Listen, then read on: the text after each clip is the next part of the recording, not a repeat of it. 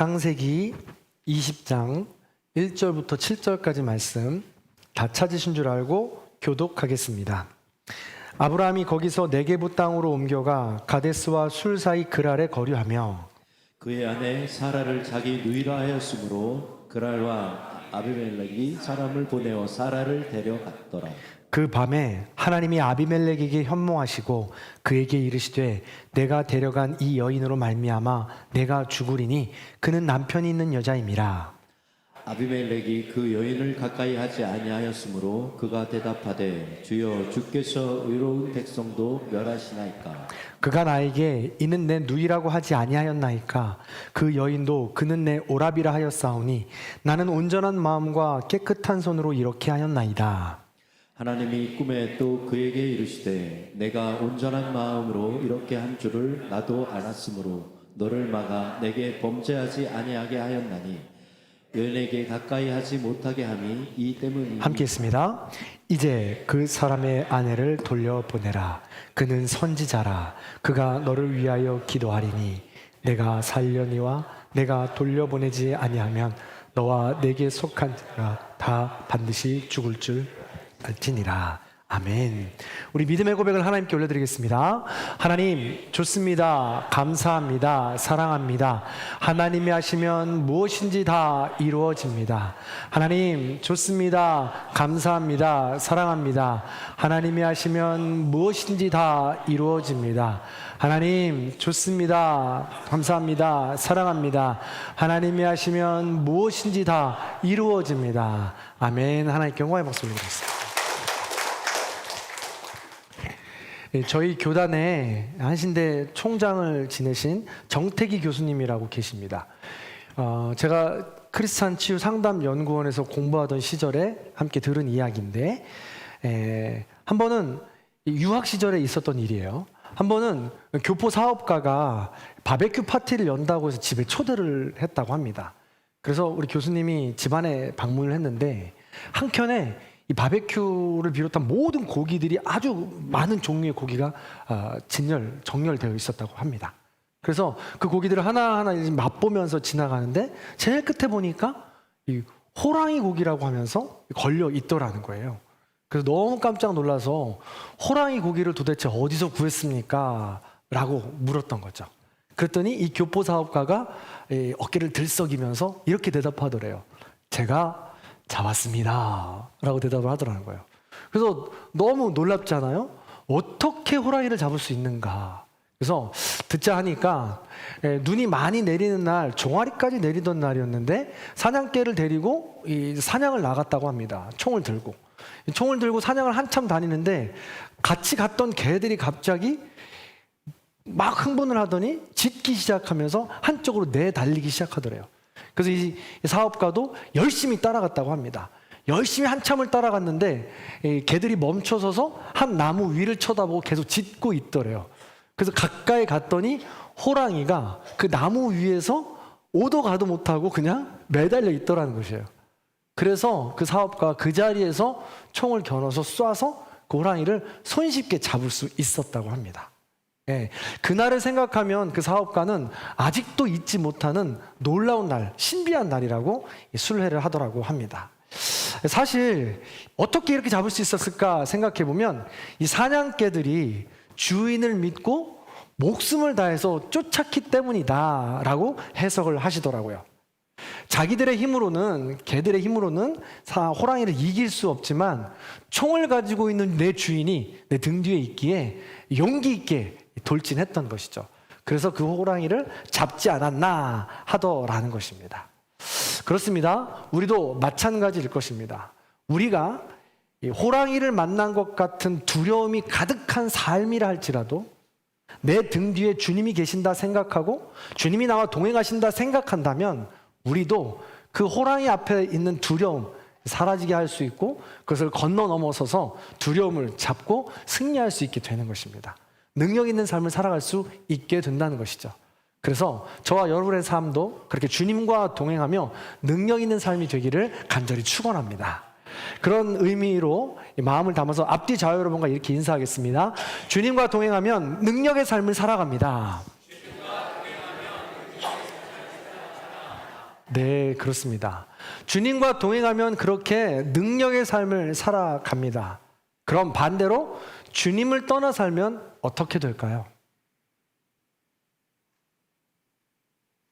많은 사람이 자기중심적인 욕심으로 주님과 동행하지 못하고 떠납니다. 오늘 본문에도 주님과 동행하지 못하고 떠난 사람이 있으니 바로 아브라함입니다. 소돔과 고모라의 멸망 이후에 아브라함을 조명하고 있는데 어떤 행적을 보여주고 있는지 오늘 말씀을 통해 나눠봅니다. 먼저 1절 말씀입니다. 같이 한번 읽어볼게요. 시작. 아브라함이 거기서 네게부 땅으로 옮겨가 가데스와 술 사이 그랄에 거류하며. 아멘. 아브라함은 지금 이사를 가고 있습니다. 거기서 옮겨가 그랄에 거류하며 라고 되어 있죠. 그럼 먼저 여기서 거기서는 어디를 말하는 걸까요? 우린 지금 창세기 강해를 하고 있습니다. 그렇기 때문에 계속 말씀을 들어왔던 분들이라면 퍼뜩하고 오실 수 있습니다. 자, 아브라함이 20년에서 25년을 머물렀던 곳, 그렇죠. 마물의 상수리 숲을 헤브론입니다. 거기에 지금 머물러 있는 것이죠. 거기서 지금 옮겨가는 것입니다. 그럼 그랄은 어디인가? 그랄로 이사를 했는데 그랄은 헤브론을 중심으로 봤을 때 소돔과 고모라의 반대편에 있는 도성입니다. 너무 작아서 잘 안 보일 텐데 그곳은 아비멜렉이라는 왕이 있는 블레셋 나라입니다. 그랄 도성, 도시 문명이죠. 여러분, 그랄 도성과 도시 문명의 가장 큰 특징이 무엇입니까? 이것도 우리가 창세기 강해를 통해서 계속 배우고 있는 것인데 도시 문명의 특징은 일 중심, 힘 중심, 돈 중심, 자본주의 중심, 요 중심에 지금 있는 것입니다. 그런데 이런 모든 것들을 덮는 가장 큰 중심은 바로 폭력입니다. 그래서 폭력 중심의 도시가 바로 이 도성의 큰 특징이라고 했습니다. 하나님과 동행하며 살던 헤브론을 떠나서 폭력의 중심인 그랄로 이사를 가고 있습니다. 아브라함이. 그렇다면 여기서 우리는 궁금할 수밖에 없습니다. 도대체 왜 아브라함은 이사를 가는 걸까요? 일평생 하나님과 동행하면서 여전히 헤브론에 머물면서 기쁨의 시간을 보내면 좋겠는데 왜 도대체 그랄로 이사를 가는 것일까라는 것이죠. 자, 창세기 19장에서는 소돔과 고모라가 롯의 주인공을 중심으로 해서 멸망하는 이야기가 있습니다. 그런데 20장으로 넘어가니까 갑자기 아브라함이 헤브론에서 그랄로 이사가는 이야기로 시작해요. 그래서 19장과 20장 사이에 도대체 아브라함이 왜 떠났는지 이유를 설명할 길이 없습니다. 아무도 모른다는 거죠. 그래서 우리는 이런 행간을 성경에서 이야기할 땐 상상해야 된다고 이야기합니다. 우리의 상상력을 좀 동원해야 된다는 것이죠. 다시 한번 질문합니다. 왜 이사했을까요? 왜? 생각해 보겠습니다. 아브라함은 우리가 알고 있는 믿음의 조상이요, 믿음이 훌륭한 사람이지만 동시에 아브라함은 넘어지기 쉬운 인간입니다. 우리와 똑같은 성정을 가진 사람이라는 것이죠. 지금 아브라함은 소돔이 멸망하는 당일 아침 일찍 일어나서 하나님과 대화를 나누었던 그곳에 갔을 것입니다. 왜? 다음날 하나님이 이 소돔과 고모라를 멸망한다고 했는데 어떻게 됐는지 자기랑 좀 대화를 나눈 후에 그냥 떠나셨단 말이죠. 어떻게 하신다라는 이야기 없이 그냥 떠나신 거잖아요. 궁금했죠. 도대체 어떤 일이 일어날까? 그래서 그곳에 올라선 것입니다. 생각해보자면 롯이 선택한 소돔과 고모라 땅 생각해보세요. 어떤 땅이냐면 이 재산이 많아져가지고 아브라함과 롯이 너 좌를 선택해, 내가 우 선택할게, 너 우를 선택하면 내가 좌를 선택할게 하고 선택권을 주었던 그때를 생각해보면 롯이 선택한 땅은 자기가 섰던 곳에서 내려다 보이는 비옥한 땅이었습니다. 그러므로 아브라함이 지금 서 있는 땅이 약간 지대가 높은 땅이에요. 롯이 선택한 소돔과 고모라가 밑으로 보이는 비옥한 땅이 보였던 것처럼 보이는 땅이라는 것이죠. 그런데 해가 돋고 한참 시간이 지나니까 갑자기 하늘에서 유황불이 떨어지기 시작합니다. 불이 소나기처럼 내려요.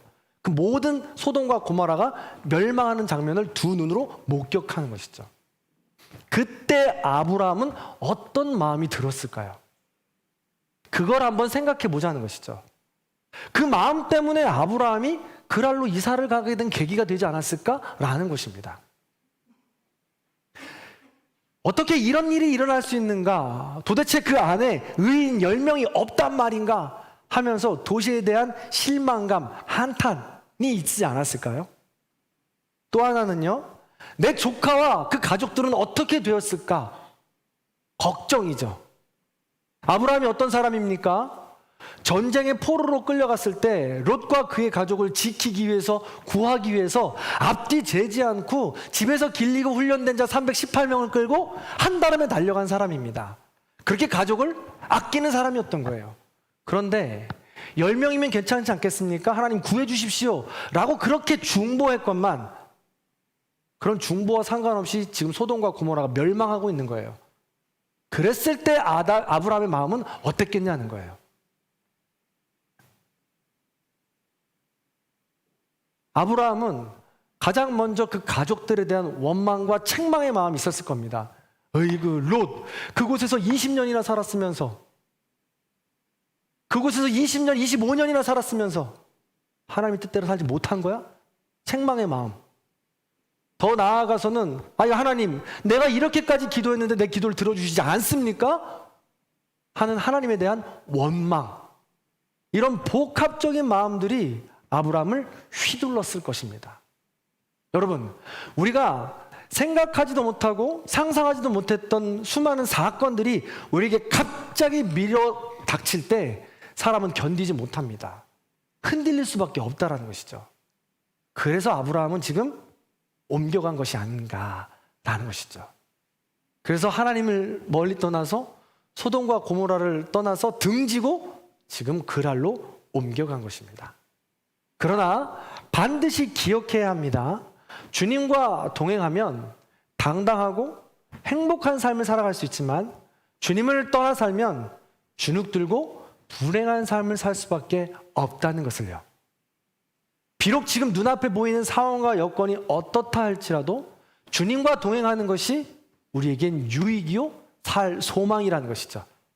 그래서 주님과 동행하는 것이 어떻게 하는 것인지 날마다 깨어있고 분별해야 된다는 것입니다.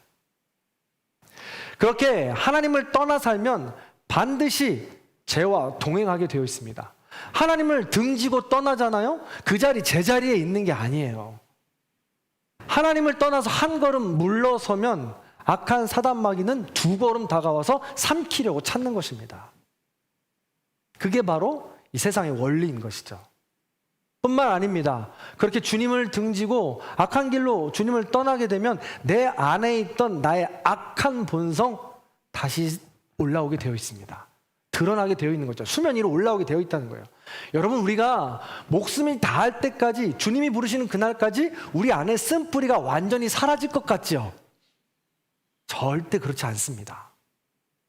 하나님과 동행함으로 그것을 컨트롤할 뿐이지 사라지는 게 아니라는 거예요.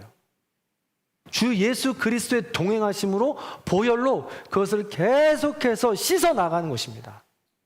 그렇지 않다면 그것이 수면 위로 드러나게 되어 있는 것이죠.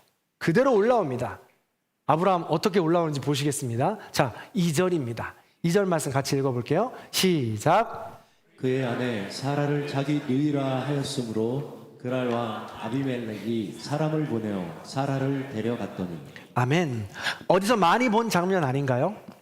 창세기 12장, 아브라함이 고향을 떠났을 때 얼마 지나지 않아서 기근이 닥칩니다. 그 기근을 피해 갔던 곳이 바로 도성 애굽이죠. 그 도성 애굽의 가장 큰 특징 중에 하나가 폭력이라고 했습니다. 예쁜 것을 보면 가져야 되는, 힘이 있는 사람이 뺏어야 되는 도시라고 했습니다. 그래서 바로 왕이 아리따우따우 했던 사라를 빼앗았던 것이죠. 똑같은 이야기가 지금 여기 등장하고 있는 것입니다. 근데 그 똑같은 실수를 지금 아브라함이 20년이 지난 지금 또다시 반복하고 있는 것입니다. 그런데 여기서 궁금한 것이 있습니다. 왜 똑같은 실수의 이야기가 여기 나올까라는 거죠.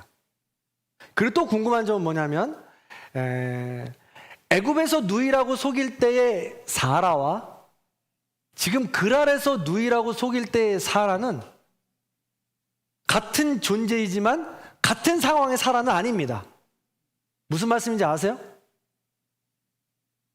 20년이 지났습니다. 25년이 지난 거죠.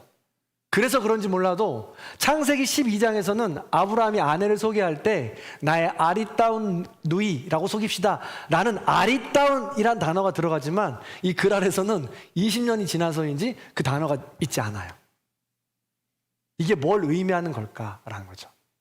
뭐 여러 가지 주석학자들이 이야기할 때 비평학적으로 따져보자면, 문학적으로 좀 따져보자면, 이것이 좀 신학적으로 따져보자면 여러 가지 이야기를 재배치했거나 썼던 이야기를 다시 한번 중요하게 강조하려고 넣었다거나 이런 이야기들이 있습니다. 근데 이런 이야기들은 다 차치하고 오늘은 이 문장에만, 이야기에만 우리가 한번 집중해 보도록 하겠습니다.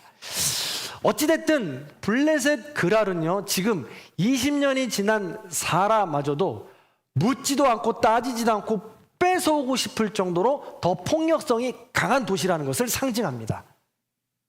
애굽에서의 폭력성보다 더 강한 폭력성이 있는 그랄이었다라는 것을 지금 상징한다라는 것이죠. 그래서 블레셋 그랄은 하나님을 두려워하지 않는 도성임을 지금 말하고 있는 것입니다. 아브라함의 실수는 바로 이것입니다. 하나님을 두려워하지 않는 그 백성, 하나님이 두려워하지 않는 도성으로 피했다는 것입니다. 하나님을 등지고 말이죠. 우리 앞에 펼쳐진 수많은 사건으로 인해서 하나님께 서운한 일이 있어서 우리가 잠깐, 조금 멀어질 수 있습니다. 그러나 우리를 기다리고 있는 것은 더욱 잔혹하고 무자비하며 악한 세상이라는 것입니다. 그래서 성경에서도 악한 사단 마귀가 우는 사자처럼 삼킬 자를 두루 찾고 다닌다라는 말씀이 여기 있는 것입니다. 그러므로 우리는 하나님을 등지고 주님을 떠나 산다라는 것이 얼마나 무서운 일인지 날마다 깨어 알아야 한다는 것이죠. 뿐만 아닙니다. 아브라함을 통해 인간의 연약하고 악한 죄성을 여기선 이야기하고 있는 것입니다. 이 이야기가 반복되고 있는 이유가 말이죠. 그만큼 아브라함이 20년에서 25년간 헤브론에서 하나님을 향한 사랑으로 하나님과 교제하였지만 그렇게 폭풍처럼 밀려 들어오는 감정의 휘몰아침 속에서 견딜 수 없게 되었다는 것이죠. 그래서 인간은 선줄로 생각하지 마라, 늘 넘어질까 조심하라 하는 것입니다. 항상 겸손해야 된다는 것이죠. 그래서 우리는 끝까지 우리가 여름에 한 차례 혹은 특별한 부흥의 한 차례 이런 것으로 은혜를 받았다고 해서 우리가 완전하게 단단하게 완성되게 선 것이 절대 아닙니다. 또 반드시 넘어지게 되어 있고 우리를 흔드는, 우리의 뿌리채 흔드는 사건들이 우리에게 늘 다가온다는 것이죠. 그래서 그런 연약한 실수를 할 수밖에 없다라는 것을 우리는 인정해야 된다는 것입니다. 그게 바로 시작이라는 거예요. 믿음의 조상 아브라함도 그렇게 넘어졌기 때문에 그렇습니다. 아니, 오히려 더 믿음을 더할수록 철면피가 되어서 하나님의 은혜도 더 잃어버리고 살아갈지도 모릅니다. 아브라함이 그랬으니까요. 창세기 12장에서는 아내 사라에게 묻기나 했어요.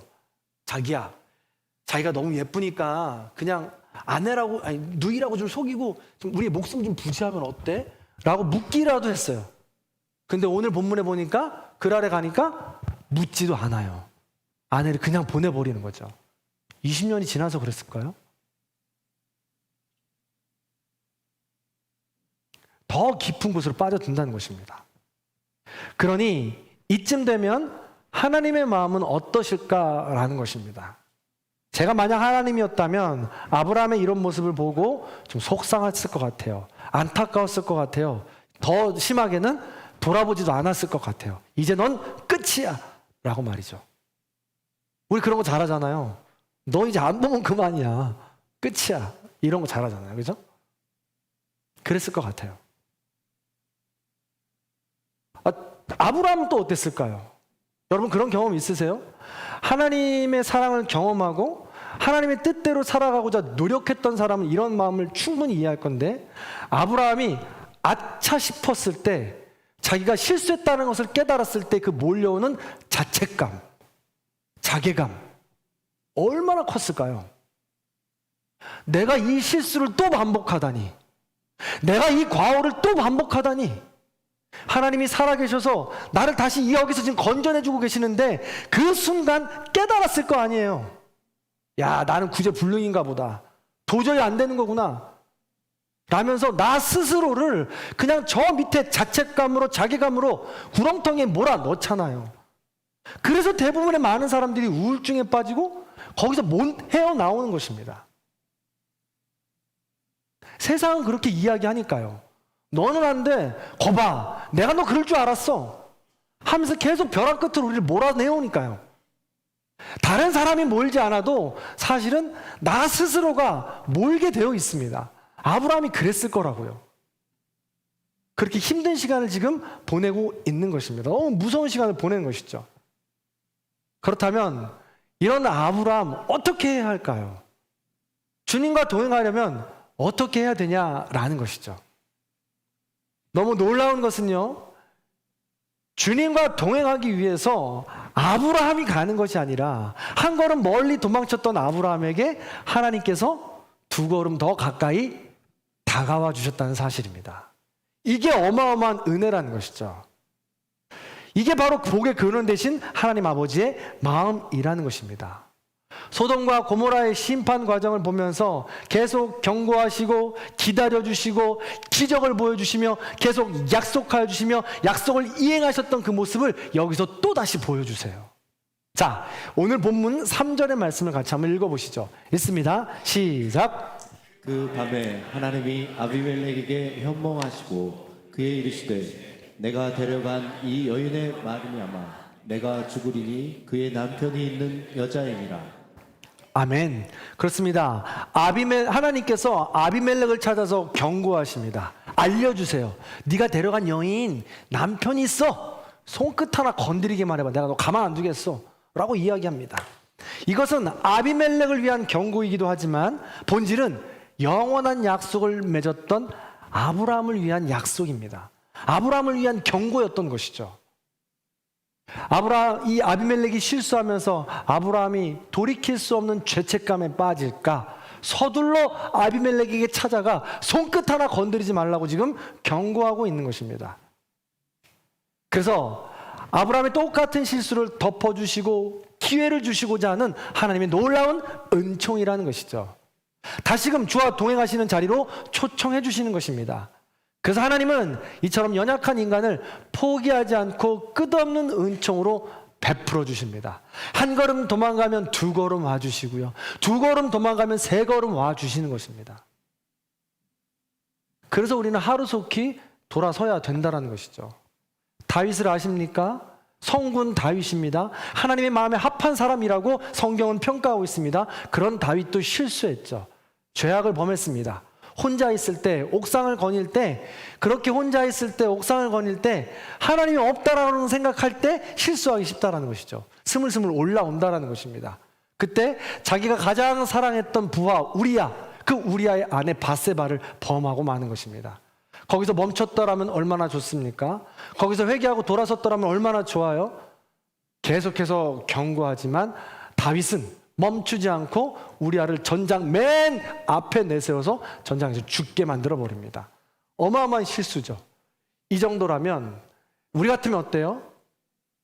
돌아보지 않을 수 있지 않습니까? 그러나 하나님께서는 선지자를 보내서 그를 다시 돌이키게 하십니다.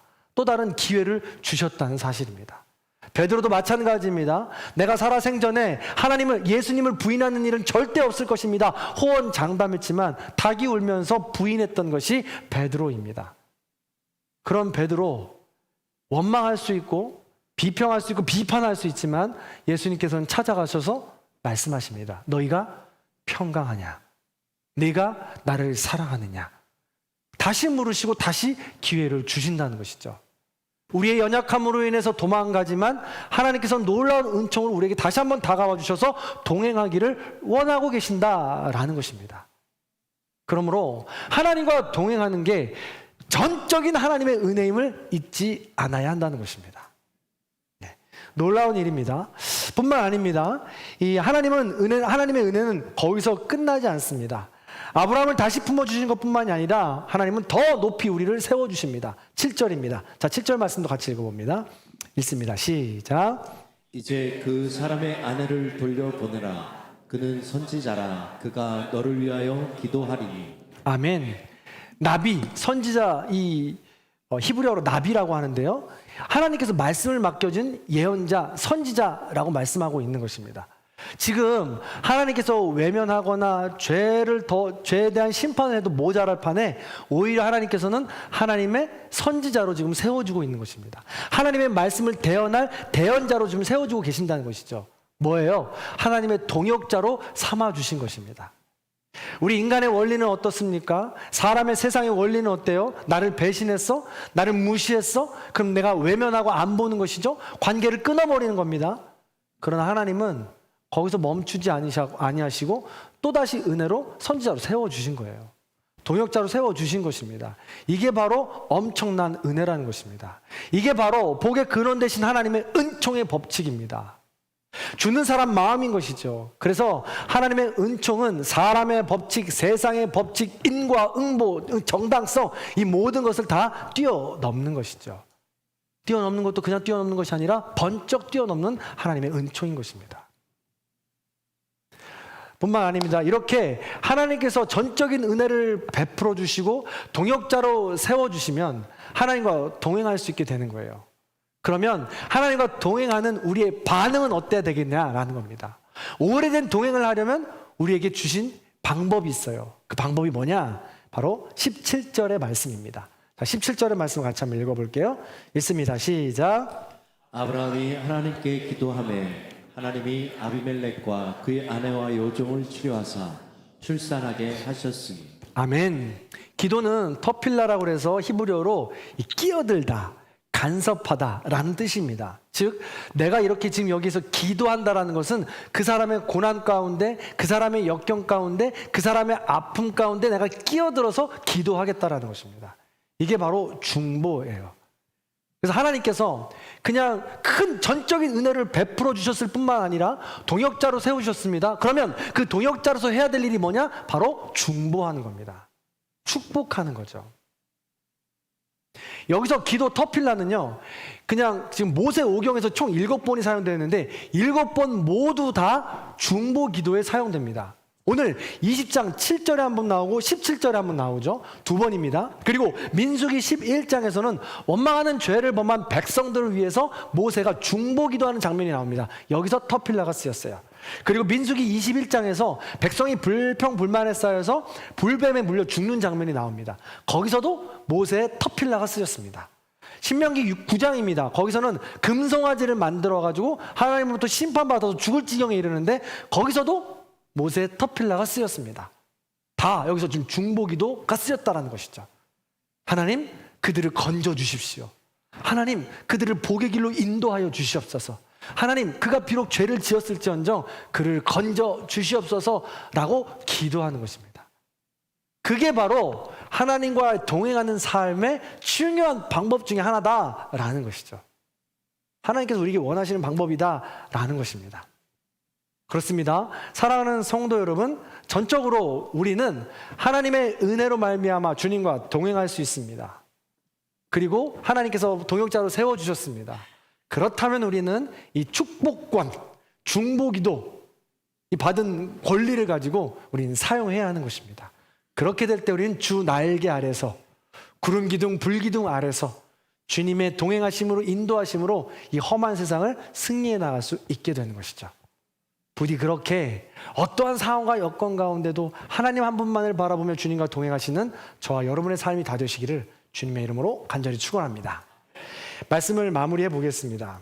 우리도 아브라함의 인생과 똑같습니다. 아니, 아브라함보다 더 부족한 인생을 살아가죠. 20년 동안이나 헤브론에서 믿음의 길을 걸어왔던 아브라함도 그렇게 넘어집니다. 근데 우리도 그렇게 넘어지는 삶을 살아갑니다. 하나님께 열심히 기도하면서 믿음을 지켜달라고 믿음을 지키는 삶을 그렇게 살아가지만 하나님께서 응답하시지 않는 것 같고 내 뜻대로 반응하지 않는 것 같아서 원망하고 하나님께 돌아설 때가 얼마나 많냐라는 것입니다. 그러나 반드시 기억하십시오. 주님과 동행하면 당당하고 떳떳하며 행복하며 능력 있는 삶을 살아갈 수 있지만 주님을 떠나 살면 주눅들고 불행하며 능력 없는 삶, 무기력한 삶이 기다리고 있다는 사실을, 특별히 더 무서운 폭력이 기다리고 있다는 사실을 잊지 말아야 합니다. 그럼 주님과 동행하려면 어떻게 해야 합니까? 오늘 말씀을 기억하십시오. 하나님의 전적인 은혜임을 선포하십시오. 하나님은 내가 잘해서 잘나서 옳아서 사랑하는 것이 아닙니다. 나니까, 아들이니까, 딸이니까 그냥 있는 존재 자체로 사랑하시는 것입니다. 아브라함에게 그러셨던 것처럼 내가 한 걸음 하나님을 등지고 물러서면 하나님은 두 걸음 우리를 향해서 다가오십니다. 그게 바로 하나님의 큰 은총입니다. 두 번째, 우리에게 주어진 중보, 축복권이 있음을 잊지 마시기 바랍니다. 그 축복권을 잊지 않고 수시로 무시로 사용할 때 우린 주님의 날개 아래 있습니다. 주님의 구름 기둥 아래 있습니다. 주님의 불 기둥 아래에 있는 것입니다. 때로 내가 보고 싶지 않고 꼴보기 싫고 싫은 사람이라 할지라도 축복하십시오. 그게 바로 우리의 특권이자 의무입니다. 그게 바로 주님의 날개 아래 사는 비결입니다.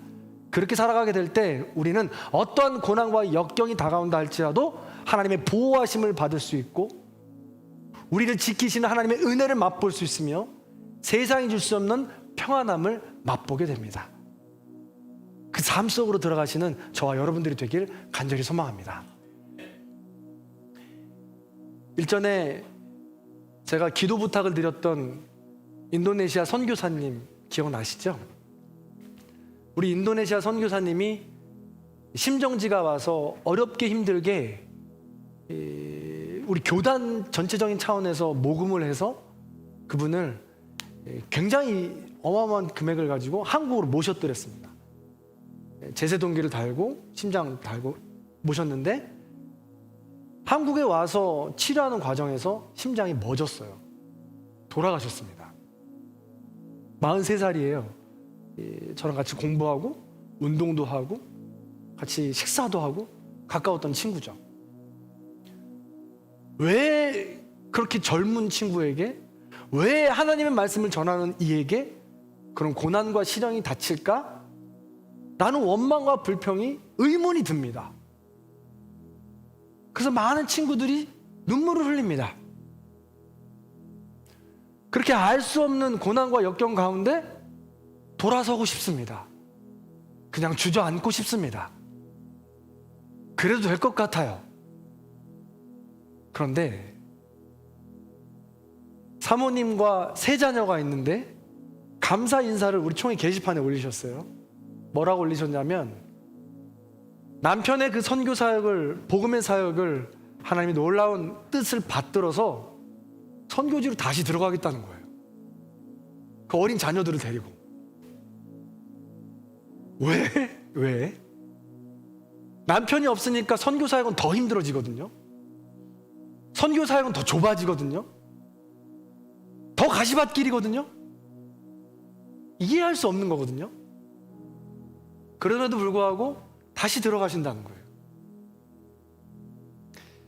그렇게 봤을 때 우리가 살아가는 이 땅의 인생이 나그네 길이고 인생의 여정인데 그 과정이 거기서 딱 끝나는 게 아니더라는 거예요.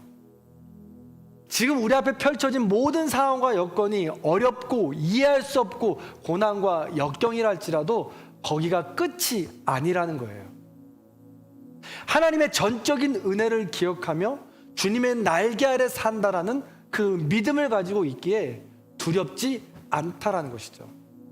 하나님의 예비하심과 인도하심이 있다라는 것이죠. 비록 지금 힘들고 어려운 상황일지라도 하나님께서 인도하시고 지켜주겠다라는 믿음이 있다라는 것이죠. 그리고 오히려 그곳에 있는 그들을 축복하기 위해서 다시 선교지 현장으로 들어간다는 것입니다. 이게 바로 아브라함의 인생이요, 우리의 인생이며 하나님의 자녀된 우리 모두의 인생인 것입니다. 사랑하는 성도 여러분, 여러분 인생길 가운데 지금 고통 가운데 계십니까? 이해할 수 없는 역경 가운데 계십니까? 죽어도 용서하지 못할 사람이 있습니까? 그때 눈을 들어서 하나님의 은혜를 바라보십시오. 그리고 우리 안에 있는 축복권을 사용하십시오. 그게 바로 주님의 날개 아래로 들어가는 것입니다. 그래서 주님이 다시 오시는 날 우리 모두 잘했다 칭찬받게 되기를 주님의 이름으로 간절히 축원합니다. 그래서 이 찬양을 우리가 지난주에도 불러봤는데 이 찬양을 기도하는 마음으로 불러보면서 또 받고 축복하는 시간을 우리가 함께 나누도록 하겠습니다. 가사를 잘 생각하시고 음미하시면서 우리 함께 찬양하겠습니다.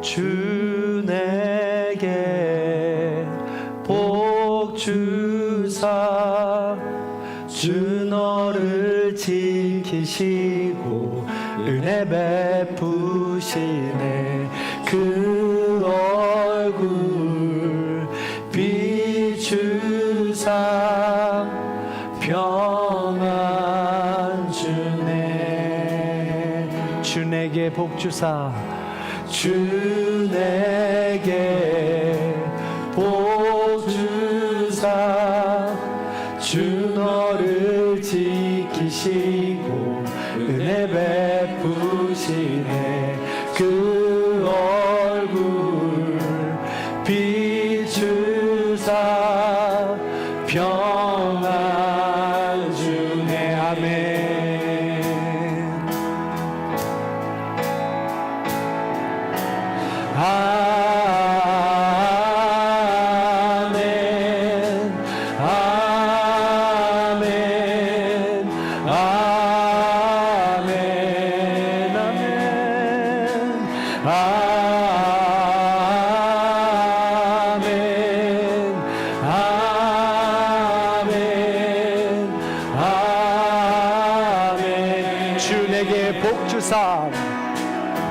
주 내게 복 주사 주 너를 지키시고 은혜 베푸시네 그 얼굴 비추사 평안 주네 한 번 더 주 내게 복 주사 주 내게 복 주사 주 너를 지키시고 은혜 베푸시네 그 얼굴 비추사 평안 주네 아멘.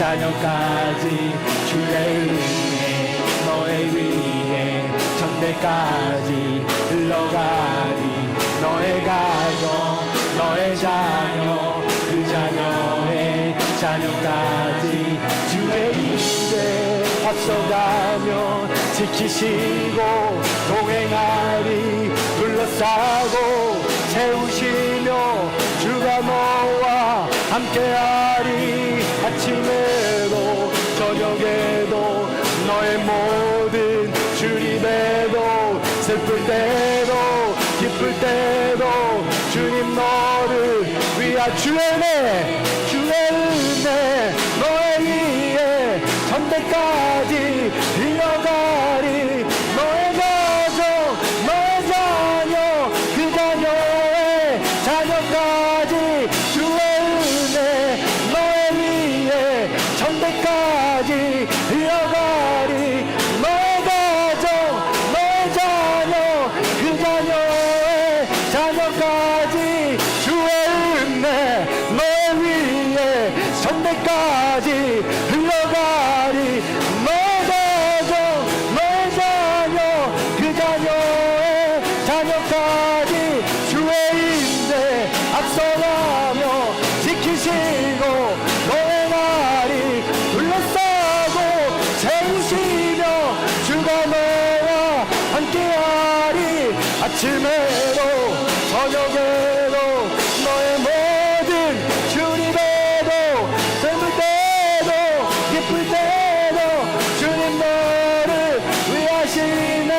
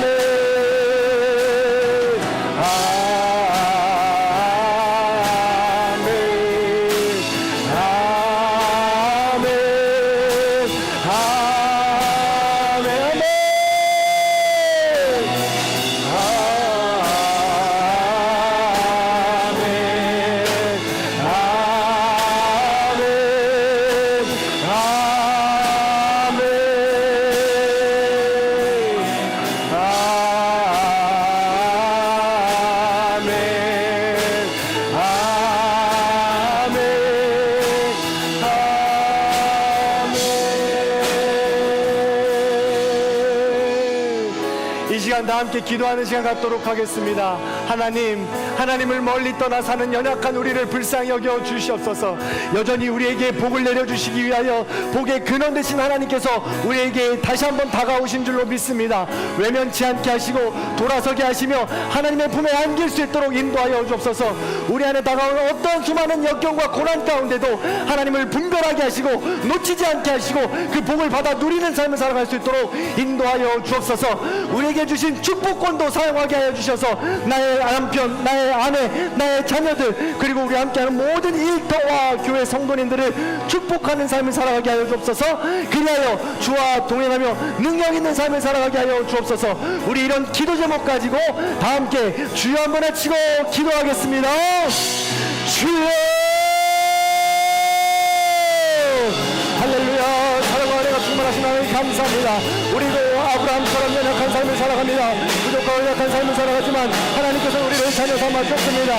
우리를 살아가시는데 이유가 없습니다. 부족하지만 연약하지만 나약하지만 쓰러지지만 우리를 그 자리에 버려두지 아니하시고 여전히 사랑하신다 말씀하시며 여전히 우리에게 다가와 주십니다. 그 사랑을 잊지 않게 하여 주옵소서. 아버지 하나님이여 슬플 때도 기쁠 때도 아침에도 저녁에도 들어갈 때도 나올 때도 우리의 모든 주님 가운데 함께 해주시며 우리에게 복 주기 원하신다고 하셨습니다. 우리를 끝까지 지켜주기 원하시며 우리에게 보호하기 원하시며 우리에게 은혜를 베풀어 주시고 우리에게 평강 주시기를 원한다 했습니다. 그 놀라운 사랑을 잊지 않도록 인도해 주시고 하나님께로 나아가시는 거룩한 삶을 수 있도록 인도하여 주시옵소서. 아버지 우리 힘을 내지 않습니다. 온전히 그 사랑을 받을 수 있도록 인도하여 주셔서 축복의 역할을 받을 수 있도록 인도하여 주시고 온전히 하나님께로 나아갈 수 있는 거룩한 삶을 수 있도록 주의 우리를 도와주시고 인도하여 주셔서 아버지 하나님의 삶을 놓치지 않도록 인도하여 주시고 걸어갈 수 있도록 인도하여 주시고 간절히 말할 뻔합니다. 기도합니다. 축복합니다. 아버지 하나님 축복의 권능으로 축복의 능력으로 살아갈 수 있도록 인도하여 주시고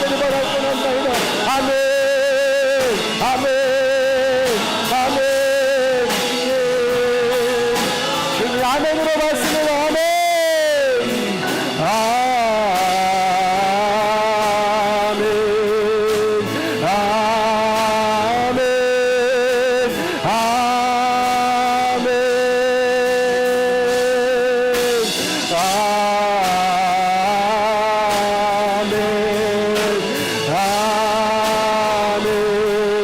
주님의 복을 아멘으로 받읍시다. 아멘.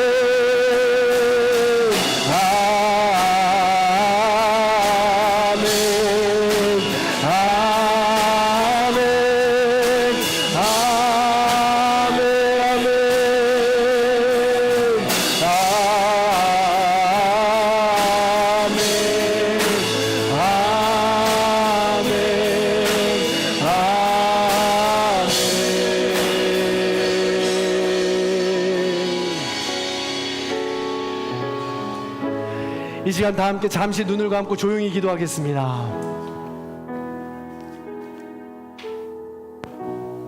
믿음의 여정을 걸었던 아브라함도 힘들고 어렵고 넘어지는 연약한 시간을 가졌습니다.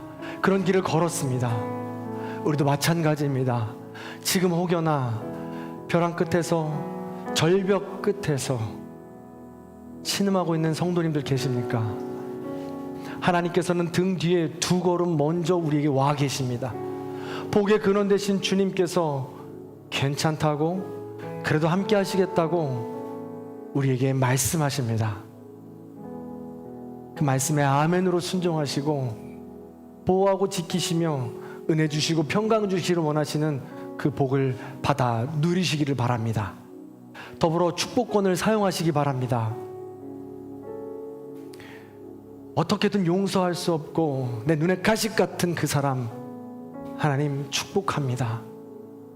그 축복권으로 나아갈 때 묶였던 우리의 마음의 문이 열리고 강팍해진 우리의 마음이 녹아지고 우리 안에 있는 쓴 뿌리가 뽑아지는 줄로 믿습니다. 그 축복권을 사용하게 하여 주옵소서. 그런 마음을 가지고 잠시 조용히 우리의 삶, 내 자신을 잠깐 돌아보겠습니다.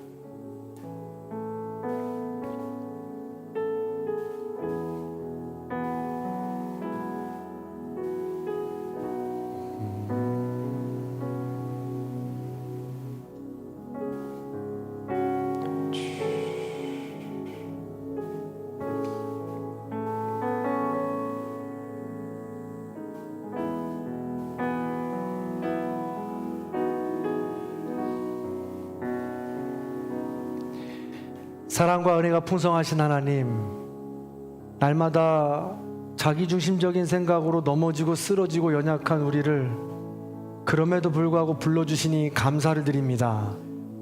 어떻게든 내 욕심으로, 세상의 유혹으로 하나님을 등지고 한 걸음 두 걸음 멀리 서지만 그럼에도 불구하고 하나님은 두 걸음 세 걸음으로 우리를 안아주십니다. 우리를 보호하십니다. 우리를 지키시고 은혜를 베풀어 주시며 평강을 주십니다. 감사합니다. 하나님의 그 놀라운 은혜를 우리가 잊지 않게 하여 주시옵소서. 그리고 하나님의 동역자로 세워주셨사옵나니 하나님의 동역자로서 우리에게 주어진 축복권을 아낌없이 사용하여서 하나님께는 영광이요 함께하는 모든 공동체에선 축복의 통로가 될 수 있도록 인도하여 주옵소서. 능력의 삶을 살아갈 수 있도록 도와주시옵소서. 그리하여 우리 모든 성도님들이 가는 곳곳마다 생명이 일어나고 꽃이 피며 웃음과 행복이 가득해지는 아름다운 공동체가 다 될 수 있도록 인도하여 주옵소서. 풍성한 가을을 맞이하게 됩니다. 눈으로 보이는 풍성한 가을뿐만 아니라 우리 안에 있는 영적인 풍성함도 누리게 되는 아름다운 가을이 될 수 있도록 인도하여 주시옵소서. 지금은 우리 주 예수 그리스도의 은혜와 하나님 아버지의 극진하신 사랑과 성령님의 감화 감동 교통하심의 역사가 매일같이 반복되는 실수와 연약함으로 넘어지지만 그럼에도 우리를 안아주시고 다시 세워주시는 하나님의 놀라운 은혜와 사랑을 마음속 받아들이고 결단하는, 그렇게 복된 삶 능력으로 살아가기로 결단하는 우리 모든 성도님들 머리 위에 원근각체 터져 있는 자녀들과 부모님들 머리 위에 지금도 폭력의 세상 속에서 신음하고 있는 주님의 모든 백성들 머리 위에 이제로부터 영원토록 함께 하시기를 간절히 축원하옵나이다. 아멘.